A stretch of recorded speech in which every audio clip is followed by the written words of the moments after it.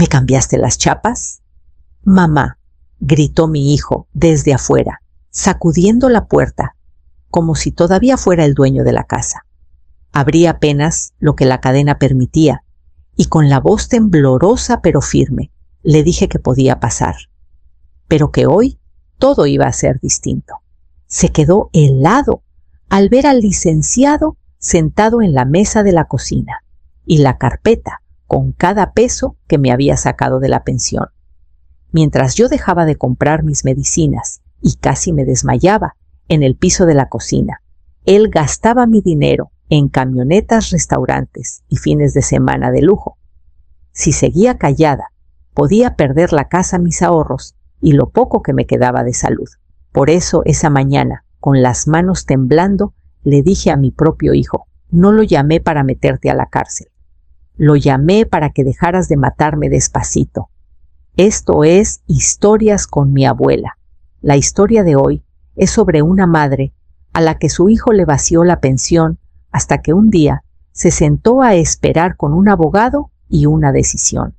He cambiado los nombres de los personajes para proteger su privacidad. ¿Me cambiaste las chapas? Mamá gritó. Gael desde afuera, golpeando la puerta, con la palma abierta, mientras la llave que había usado toda la vida raspaba inútil en la nueva cerradura. Abrí solo lo que la cadena dejaba y le dije que pasara, pero que hoy las cosas cambiaban. Ya traía la quijada tensa esa cara de ya valió madre que ponía cuando algo no le salía. De veras, ma, ¿qué pedo es este? Mis dedos tropezaron con la cadena. El metal me mordió la piel antes de soltarse. Me hice a un lado y lo dejé entrar. De reojo vi el portafolio del licenciado sobre la mesa, cuero oscuro contra la madera rayada. Las botas de Gael dejaron huellas húmedas de lluvia en el piso mientras pasaba. Se detuvo en seco al ver al hombre, sentado una carpeta beige, abierta, los papeles acomodados en pilas perfectas. ¿Y este quién es? ¿Qué pasa aquí? El hombre se levantó abotonándose el saco. Buenas tardes. Renato Solís dijo. Soy el abogado de su mamá. Suque Gael soltó una risa seca. ¿Para qué necesitas abogado, ma? Renato no le quitó la mirada de encima. Sus dedos descansaban sobre la carpeta. Venimos a hablar de los 1.800.000 pesos que le has retirado a tu madre de sus cuentas este año. El aire se puso pesado. El reloj de la pared sonaba como martillo. No es... Gael bufó. No es así. Te dije, ma, que era ayuda temporal. Somos familia, ¿o ya se te olvidó? Las hojas mostraban tinta negra, fechas, cantidades, números de cuenta. Reconocí mi letra en los márgenes, las notitas que ponía para no olvidar. Verlas todas juntas me revolvió el estómago. Cada mes llegabas el día que caía la pensión. Gael, dije. Y me sorprendió lo firme que sonó mi voz. Hoy vas a escuchar cuánto me ha costado. Me miró de verdad por primera vez, como si no me reconociera. Me senté frente a Renato, con los dedos tan apretados que me dolían los nudillos, y el pensamiento que había estado empujando hacia atrás salió solo. Esto no empezó con abogados ni cuentas. Empezó meses atrás, cuando la casa solo estaba callada, no todavía peligrosa. 8 meses antes, la casa se despertaba antes que yo. Las tuberías crujían, el refri zumbaba, los carros pasaban allá afuera. Sin la tos de Raúl en el pasillo, ni su taza chocando en el lavadero, todos esos ruiditos se sentían como extraños. Sobrevivía haciendo los días idénticos. Por las mañanas caminaba en círculos lentos en el centro comunitario, contando cada vuelta en voz baja. Después de comer, ordenaba los anuarios viejos de la secundaria, donde llevé la contabilidad 25 años, pasando los dedos por caras y nombres que apenas recordaba. En las noches me sentaba con mi cuaderno amarillo, alineaba los plumones y sumaba números hasta que me tranquilizaban. En papel mi vida todavía cuadraba. La pensión del ISSSTE, la del Seguro Social, la viudez de Raúl. Todo en columnas derechitas. La cuenta de ahorros que construimos de poquito en poquito también estaba ahí. No era mucho, pero alcanzaba para los copagos y algún día un entierro sencillo. Escribía, los totales los rodeaba con círculo, los volvía a escribir chiquitos en la esquina como a Mose. Gael y Dana vivían sobre todo en la pantalla del celular. Él tenía su taller de detallado automotriz del otro lado de la ciudad, siempre subiendo fotos de camionetas brillosas y diciendo «vamos a crecer», visibilidad de marca, palabras que me sonaban a chino.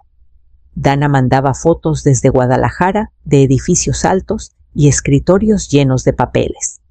Los domingos llamaba para preguntar si comía bien, si salía a caminar, si dormía.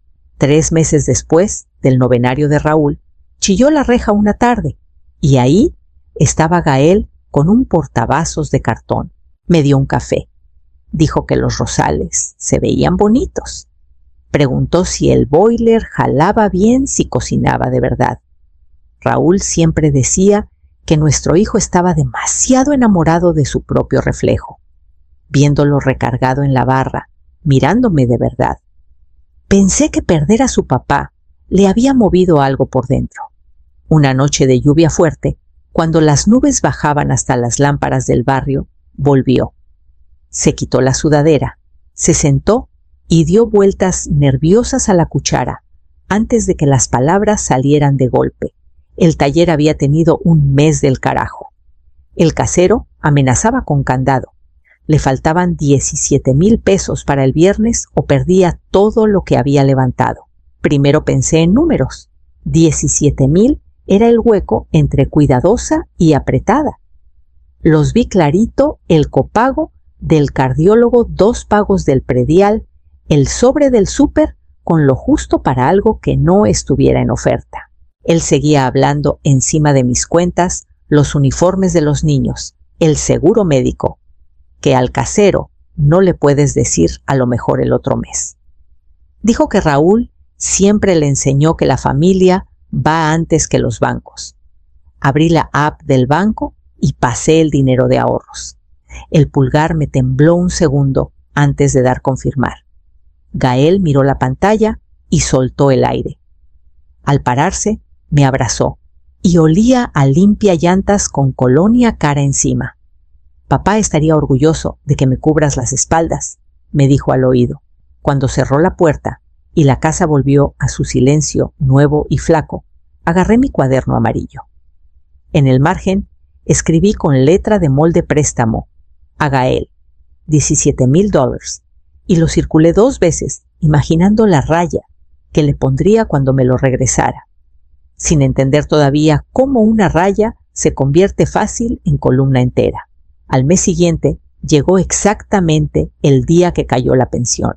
Yo tenía la carta del AST abierta en la mesa y la calculadora al lado cuando su camioneta se estacionó. Ni mencionó los 17,000. Entró hablando a media frase del compresor que se descompuso de la nómina, de que el jueves ya valía si no salía algo. Esta vez fueron 25,000. Habló más rápido, amontonando razones que los empleados se irían, que se corriera la voz de que rebotaba cheques, que los niños lo resentirían si el negocio del papá se hundía. Sentí un nudo debajo de las costillas. 25,000 era otro nivel. Me dije que era una racha mala, un bache más en el camino. Volví a pasar el dinero y escuché mi propia voz diciendo que entendía que así son los negocios.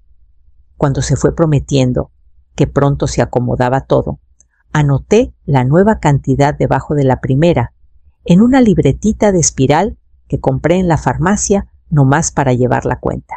Después, los meses se hicieron borrosos. El calendario de la refri se llenó de X y círculos. El día 1 sonaba el celular depósito del IAST. Minutos u horas después, mensaje de Gael. ¿Puedo pasar? Necesito platicar. Y luego otra notificación dinero, que entraba y salía al mismo ritmo. Siempre había una historia. Un proveedor que de repente solo quería efectivo. Una oportunidad única de equipo. un papel del SAT que se le había olvidado mencionar. Cada historia tenía los detalles justos para sonar sólida desde mi silla. Cada vez abría la APIS. Cada vez anotaba fecha y cantidad primero en filas derechas, luego apretujado en los márgenes cuando se acabaron las líneas. Los números subían y mi vida se encogía calladita para hacerles lugar. Empecé a agarrar la caja de cereal más barata sin pensarlo. En el mercado veía las fresas, veía el precio y las regresaba como si quemaran. En la farmacia partía las pastillas de presión a la mitad y me decía que medio era mejor que nada si rendía el frasco. Mi cuerpo llevaba la cuenta real. Dolores de cabeza sordos detrás de los ojos. Calambres en las pantorrillas que me despertaban de noche tan fuertes que tenía que agarrarme del colchón y respirar despacito. Algunas madrugadas sentía un aleteo en el pecho como pájaro atrapado. Una tarde, cuando volvió con otra emergencia, le susurré que, a lo mejor, debía pedir un crédito al banco para negocios, algo formal para que no todo cayera sobre mí. Se quedó helado y luego explotó como cuando era adolescente, que lo estaba empujando a endeudarse, que parecía una desconocida que no confiaba en él. Los bancos no le importaba si sus hijos comían o no. Raúl nunca le hubiera dicho a su hijo, ve a rogarle a un ejecutivo. Raúl hubiera dicho, familia es familia y punto. Me subió el calor a la cara. Me disculpé, dije que no era mi intención, que solo buscaba opciones. Cuando se fue dando un portazo, la casa se sintió más chica. Me senté con mi libreta y sumé el día. El total ya pasaba del 1,000,000. Me quedé mirando la cifra a la tinta un poco corrida, donde la había rozado, y traté de no pensar que cada mes mi pecho pesaba más. Cuando llegaron las lluvias fuertes de septiembre, bajé el boiler y me dije que era puro sentido común. La casa se enfrió tanto que se me metía el frío en los huesos, pero cada vez que pensaba subirle, veía la cuenta del gas y lo dejaba. A mitad de mes, mi cuenta de cheques rozaba el 0 y la revisaba más que el clima. En la farmacia, la muchacha frunció el ceño. Señora Ellery, trae retraso en estos medicamentos, dijo empujando 3 bolsitas blancas. Palmeé el bolso como buscando. Se me perdió el frasco. Mentí. He estado rindiendo lo que quedaba. La verdad era más fea, no me alcanzaba para los 3. Elegí el del corazón y el diurético devolví el tercero y dije que volvería la próxima semana. Camino a casa, la lluvia me caló el suéter y pensé cuántas próximas semanas me quedaban. Mis comidas se volvieron tristes y repetidas. Quesadillas con poquito queso, sopa de sobre estirada con agua pan tostado, con mantequilla raspada, para que no se acabara rápido.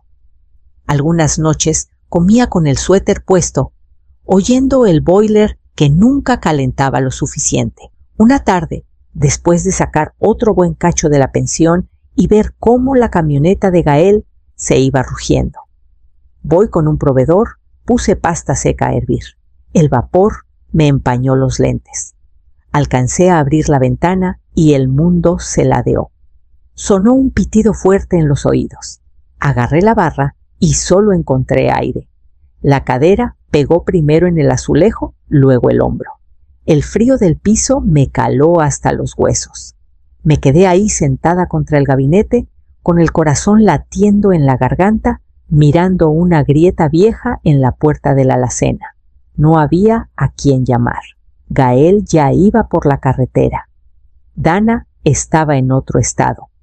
Los vecinos no llegaban hasta la noche. Conté respiraciones lentas hasta que dejó de darme vueltas todo. Luego me arrastré hasta la silla y me levanté temblando. Esa noche en la cama, apreté las muñecas contra el pecho y sentí los golpes desesperados. La imagen de mi cuerpo tirado en la cocina se repetía, la olla hirviendo, la puerta abierta. Alguien encontrándome días después, porque el buzón rebosaba o cortaron la luz. 2 días después llegó mensaje de Gael. Necesitaba otro montón para cubrir un rebote que me arruina el buró. Tecleé: este mes no puedo. Tengo mis cuentas. Miré las palabras, las borré y puse: ¿cuándo lo necesitas? Después de transferir, abrí la libreta y sumé. El total subió otro escalón y en la barra había un recordatorio del predial que Raúl había programado años atrás y que ya estaba vencido. Días después, con la cuenta del predial recargada en el lavadero y la despensa casi vacía, metí un sobre con billetes en la bolsa y me fui al tianguis del centro. El camión me llevó hasta las orillas de la ciudad. Yo iba con el sobre apretado en la mano, como si el calor de la palma pudiera evitar que se esfumaran los billetes. En el mercado, las luces fluorescentes me pegaron duro. Agarré frijoles secos, arroz, un café de marca barata. En la carnicería esperé a que pasara otra señora y tomé una charola de pollo rebajado con etiqueta naranja. Pensaba partirlo en bolsitas y rendirlo semanas. La calculadora pitaba con cada cosa. Sumaba y volvía a sumar, quitando una caja aquí, una lata allá, para no pasarme del número que traía escrito en el dorso de la mano. En la caja, el total salió más alto. La cajera dijo que ahora cobraban una nueva cuota municipal, poquita, pero suficiente para pasarme. No discutí. Saqué el cartón de huevos y lo puse a un lado con cuidado. «Esos no los llevo», dije. El número bajó y me entregó las bolsas. Afuera olía a escapes y a carne asada. Me dolían los brazos de las bolsas mientras caminaba a la parada. Para cortar, crucé el estacionamiento de un restaurante de carnes finas que tenía ventanales enormes. Con Raúl habíamos venido una vez en nuestro aniversario. Compartimos una rachera y nos reímos cuando el mesero hizo un cisne con el aluminio. Por los ventanales vi manteles blancos, luz cálida, madera oscura. En primera fila estaba una camioneta envuelta con el logo gigante del taller de Gael. Me detuve. Me dije que podía ser de cualquier cliente. Entonces se abrieron las puertas y ahí salió él, mi hijo, con los hombros echados para atrás, riéndose de algo. A su lado iba Mari Carmen, con un abrigo entallado, el cabello recogido. Los dos niños corriendo adelante con globos de helio y cajas de comida para llevar.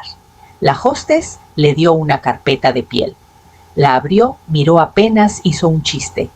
Sacó un fajo grueso de billetes, lo metió, luego peló unos cuantos y se los dio al mesero con sonrisa de galán. El mesero se iluminó. Mari Carmen levantó la muñeca para enseñarles algo a los niños. Un brazalete brilló. Los niños enseñaban audífonos caros, hablando encima uno del otro. Gael les revolvió el pelo orgulloso. Me escondí detrás de un arbusto. Las ramas me rasparon los brazos. Las bolsas me cortaban los dedos. 3 días antes había estado en mi cocina diciendo que un proveedor lo iba a demandar, que estaba colgando de un hilo, que necesitaba casi toda mi pensión para que no se cayera todo. Se había ido de mi casa con mi dinero y ahora estaba bajo luces cálidas pagando con una noche lo que yo gastaba en comida todo el mes. Respiré cortito. Sentí el pulso en la garganta y en la asa de plástico que me marcaba la piel. En el camión de regreso, las bolsas iban mudas a mis pies. No lloré. Saqué la libreta, la puse en la rodilla y miré la columna de fechas mientras las luces de la calle se deslizaban naranjas por las ventanas. Por primera vez, la palabra que subió fue robado y se quedó ahí como piedra que todavía no sabía cómo decir en voz alta. Una semana después del restaurante, estaba en la mesa empujando una migaja de pan hasta hacer pasta. La casa tan callada que se oía el reloj y el refri. Sonó el celular. Videollamada de Dana. Por un segundo pensé dejar que timbrara. No quería que viera cómo me quedaba grande la blusa, cómo la piel del cuello se me doblaba. Pero gané la costumbre y contesté. Apareció rodeada del desorden bonito de su depa cuadros, encima de cuadros macetas en la ventana. Mamá, Te ves más chiquita, dijo despacio. ¿Estuviste enferma? ¿Es secuela de la gripa del año pasado? Su preocupación me rompió el blindaje. Se me hizo nudo la garganta. Estoy bien, empecé y sonó flaco. Se me salieron las lágrimas. El dinero ha estado algo apretado, logré decir. He estado ayudando a Gael. No me dejó. Con preguntas suaves, pero tercas, salió todo que llegaba cada 1 de mes, las cantidades, las historias, el desmayo en la cocina, la noche afuera del restaurante con las bolsas cortándome las manos. Mientras hablaba, su cara cambió. Los ojos se le endurecieron, pero no contra mí. Abrió otra ventana en la compu y giró la cámara post tras post del taller de Gael, equipo nuevo, reluciente, un banner de patrocinio, a un club de autos, fotos de él en una expo regional diciendo nuestro mejor trimestre. Ma dijo al fin, mirándome fijo, esto es abuso financiero. Te está explotando porque sabe que prefieres quedarte sin nada antes que decirle que no. La palabra dolió. Sacudí la cabeza por instinto. Tiene mucha presión, dije. Allá todos los papás traen camionetas que parecen anuncios ambulantes. Solo quiere demostrar que le va bien, que les puede dar a los niños más de lo que nosotros tuvimos. Querer presumir no justifica vaciarte la pensión, dijo Dana, con un filo que casi no le conocía, sobre todo cuando tú estás partiendo pastillas y te desmayas en tu propia cocina. Me apreté los labios. Todavía quería protegerlo, explicarlo hasta volverlo mejor persona que el hombre de la puerta del restaurante. Luego preguntó, ¿te ha pedido firmar algo? Dudé. Trajo una carpeta del banco, dije al fin. Dice que si confirmo una línea de crédito solo hasta que el taller se estabilice, el interés sale más bajo. Mencionó usar la casa como garantía parcial. Le dije que lo iba a pensar. Dana se quedó helada. Cuando habló, su voz estaba plana. Necesitamos ayuda antes de que firmes y te quites el techo. Voy a buscar abogados de adultos mayores en tu ciudad. Alguien que sepa exactamente de esto. La vi teclear. Minutos después, leyó un nombre: Renato Solís, especialista en casos de adultos mayores y dinero. Me mandó el teléfono y la dirección por WhatsApp. Cuando cortamos me quedé largo rato con el celular boca abajo. Medio muerta de miedo de meter a un extraño en la familia, medio aliviada de que alguien más estuviera dispuesto a nombrar lo que yo no podía. Esa noche copié su nombre en la primera hoja de mi libreta y 2 mañanas después me subí al camión al centro. Días después iba en el camión con mi libreta en la bolsa y el correo impreso de Dana arrugado en el bolsillo. Pasamos el Palacio Municipal, todo piedra y columnas, y paró frente a un edificio bajito de ladrillo. En la puerta de vidrio, Lic Renato Solís. Subí las escaleras sintiendo que todo el mundo veía en mi espalda las palabras tonta, ingenua, víctima. La oficina era más chica de lo que esperaba, estantes llenos de expedientes y una planta que buscaba la luz. Renato parecía más maestro cansado que abogado sangrón, 50 y tantos canas, en las sienes corbata de cuadritos un poco chueca. Me ofreció agua y preguntó si quería cerrar la puerta. Asentí. Empiece por donde quiera. Y empecé. Le conté de Raúl, de la pensión y la viudez, de los 17,000, luego los 25, los meses que se hicieron niebla. La voz se me puso flaca cuando hablé del piso de la cocina del restaurante, del sobre apretado en el puño. No interrumpía, solo pedía fechas o cantidades. Cuando terminé, deslicé la libreta. Se puso los lentes y recorrió cada renglón con el dedo. Luego sacó calculadora. El número que apareció me dio náuseas. Lo que habían sido emergencias sueltas era más de lo que Raúl y yo juntamos en años, diciendo no a gustitos. En nuestro país, dijo Renato bajito, usar el dinero de un adulto mayor para cosas que no lo benefician, sobre todo con presión o culpa, se considera explotación financiera a personas adultas mayores. La frase pesó. Debió ver algo en mi cara porque agregó, no significa que tenga que ir por la vía penal. Podemos hacer un convenio civil de devolución con plazos claros. Usted decide hasta dónde llega. Armamos el plan. No firmaría nada más que Gael trajera, ni poderes notariales ni nada. Cambiaría las chapas para que no entrara cuando se le antojara. El próximo 1 de mes, Renato vendría a mi casa. Nos sentaríamos a la mesa y le pondríamos al frente un convenio por escrito con todo lo que debía y cómo lo iba a pagar. Las manos me temblaban cuando firmé su contrato. Una parte sentía que traicionaba a mi hijo. Otra recordaba el azulejo frío y las luces del restaurante mientras mis dedos se entumían con las bolsas. He visto familias que esperan hasta que no queda nada, dijo Renato guardando los papeles. Usted lo está parando antes de que se lo trague todo. En el camión de regreso miraba las tiendas pasar borrosas y ensayaba qué le diría frases sobre pastillas partidas, boiler bajo confianza, pero todas se deshacían antes de llegar a la boca y el calendario en mi cabeza seguía avanzando hacia el día 1. El café estaba intacto entre nosotros, echando un hilito débil de vapor. Renato ocupaba la cabecera, la carpeta beige, abierta, mi libreta al lado. La luz de la mañana hacía las hojas casi cegadoras.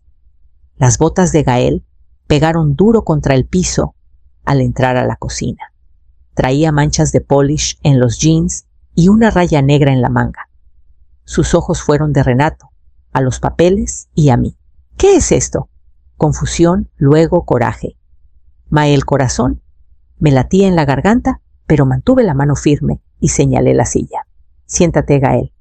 Se quedó parado un segundo de más, luego jaló la silla con ruido y se dejó caer brazos cruzados. Renato se presentó otra vez con la misma calma y deslizó un resumen impreso.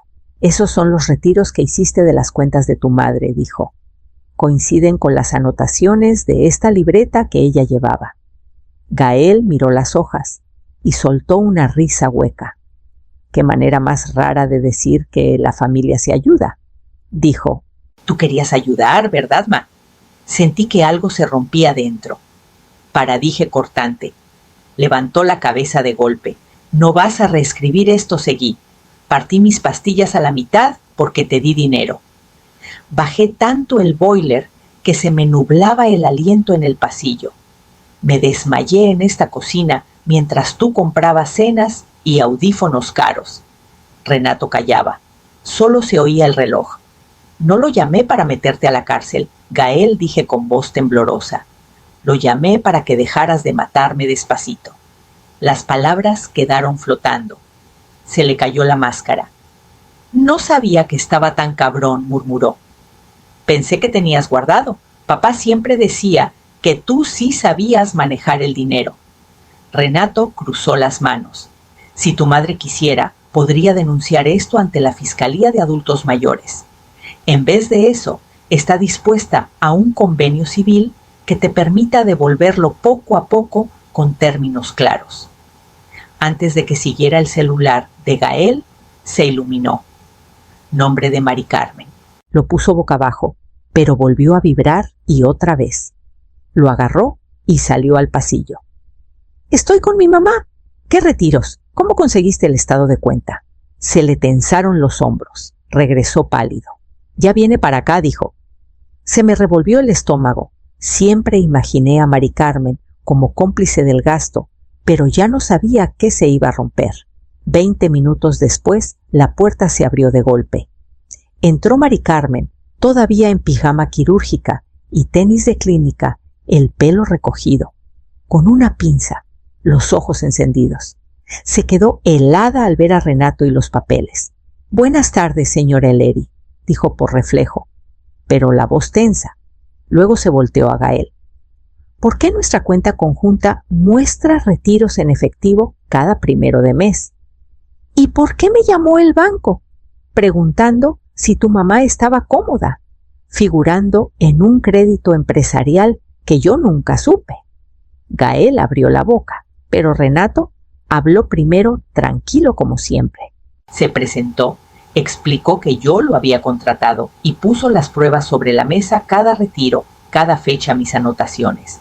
Golpeó el total y el rango de meses. Vi la cara de Mari Carmen cambiar coraje, confusión, horror puro. Tú me dijiste que la troca nueva salió del contrato con la flotilla, dijo bajito, que los tenis de los niños eran premio por metas. El fin en Puerto Vallarta. Dijiste que el taller lo pagó porque la estabas rompiendo. Gael se removió. Te lo iba a devolver, casi gritó. He estado bajo presión que no imaginas. Me metí en una imagen. No podía llegar viéndome fracasado. Entonces dejaste que tu mamá se saltara citas médicas y calor para que tú no parecieras fracasado, la voz se le quebró. ¿Te sentabas en esos restaurantes sabiendo que ella partía pastillas? Ya gritaban los dos, él de nóminas y apariencias, ella de cuentas, que creyó que él manejaba. Renato esperó a que se cansaran y deslizó otro documento. Este es el convenio de devolución, dijo. Devolverán el total más un interés razonable en mensualidades fijas desde la cuenta del negocio. No pedirán ni aceptarán más dinero de su madre. Si falta un pago, estoy obligado a recomendarle denunciar. Gael negó con la cabeza. Esto me hunde el taller. Estoy acabado. A lo mejor el taller tiene que encogerse hasta caber en lo que de verdad ganamos, dijo Mari Carmen ronca. Me aclaré la garganta. Hay una condición más, dije. Hasta que no esté pagada por lo menos la mitad y me muestren que estás en terapia por esta deuda. No quiero que vengas. Puedes llamar, puedes escribir, pero no quiero verte en la casa. Me miró como si le hubiera dado una cachetada. ¿De verdad lo estás haciendo?, susurró. Sostuve la mirada sin contestar. Después de un silencio largo y tenso, agarró la pluma y firmó. Mari Carmen firmó después como codeudora solidaria, prometiendo vigilar el presupuesto y que las transferencias salieran. Cuando se fueron, la puerta se cerró suave, no de golpe. La casa se sintió enorme, cada cuarto resonando con lo que acababa de pasar, y aún con el dolor en el pecho, sentí que algo pesado que cargaba sola por fin se bajó, dejando solo el camino largo y callado hasta el primer pago. 3 meses pasaron más tranquilos. Cada día 3 del mes sonaba el celular, fondos recibidos, transferencia desde la cuenta del taller de Gael. La cantidad exacta, ni un peso menos. Sin pretextos, sin llamadas desesperadas, solo ese sonidito. Usé el dinero como quien riega un jardín después de sequía. Puse al corriente todas las recetas, alineé los frascos en la barra. Pedí verduras frescas. Al señor que pasa los martes, llené el refri de colores que no veía en meses. Saqué cita con el dentista que tenía años posponiendo y salí con todo limpio y una tarjetita de recordatorio en vez de nudo en la panza. Una tarde entraron los de la tienda a llevarse el colchón viejo donde dormimos Raúl y yo antes de que naciera Gael. Pusieron uno nuevo firme. La primera noche me acosté y la espalda se acomodó como si me estuviera esperando. La casa se sintió menos oscura. Me permití dejar una lámpara prendida en el pasillo sin calcular cuánto subía la cuenta de la luz. Los sábados empezó a traer Mari Carmen a los niños. Entraban como torbellino con dibujos y cuentos del parque, me abrazaban la cintura como si nada hubiera cambiado. Ella se quedaba calladita, lavando trastes a mi lado, dándome las gracias más de una vez por dejarnos venir. Entre plática y platos enjabonados, me contó que Gael vendió la troca modificada. Ahora anda en un suru de subasta, recortó salidas, va a terapia cada semana, a veces 2, aprendiendo palabras como compensación por vergüenza. Escuchaba y asentía guardando mis opiniones. Mantuve la llave del candado nuevo en mi llavero y con ayuda de Renato rehice el testamento.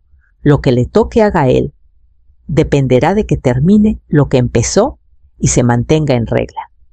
Cuando noviembre Pintó los jacarandales de morado, ya iba casi la mitad pagada. Una tarde, mientras guardaba recibos médicos en una carpeta etiquetada, sonaron 3 golpes suaves en la puerta, no el aporreo de antes. Por la mirilla vi a Gael, solo manos metidas hasta el fondo de la chamarra. Dejé que el corazón me martilleara un rato, y luego abrí la puerta de madera, dejándola de cristal con pestillo. Habló a través del vidrio, no venía por dinero ni por perdón instantáneo. Quería saber qué más necesitaba ver, aparte de los depósitos, para sentirse seguro de volver a compartir el mismo cuarto conmigo. Después de una pausa larga, quité el pestillo y me hice a un lado. Nos sentamos a la misma mesa donde estuvo la carpeta de Renato y hablamos hasta que el café se enfrió de límites de lo que ahora sí estoy dispuesta a dar y lo que no, de lo que me debo a mí antes que a nadie. Esa noche abrí mi libreta nueva en la página que titulé Innegociables y escribí la última línea. Mi pensión es para mi vida, no para la imagen de nadie más. Apagué la luz sabiendo que el día primero ya no era amenaza, solo otro cuadrito en el calendario. Ponte en mis zapatos. ¿Tú qué habrías hecho? Déjame tu comentario, los leo todos.